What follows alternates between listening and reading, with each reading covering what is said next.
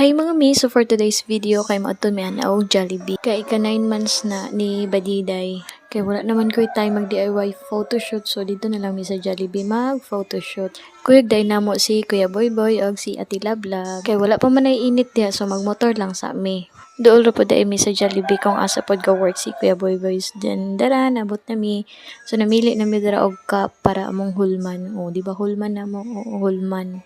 Kay taga dira bi among Kuya Boyboy, Charis. Dira siya ga work. So pwede ra mi makahulam. Dayon nisaka na dan mi sa taas nangita mig pwesto kung aha mi dapit pwede maka photoshoot nga wala kayo'y tawo.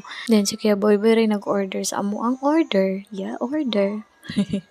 Tapos si Lablab na dira amo ang videographer. So nanami libot-libot, tanaw-tanaw sa palibot. Then first time day na ni Badiday no mosulod og Jollibee. Siguro siya magpicture di siya kakaon sa iyang handa while waiting sa order, so ga play sa namong langga.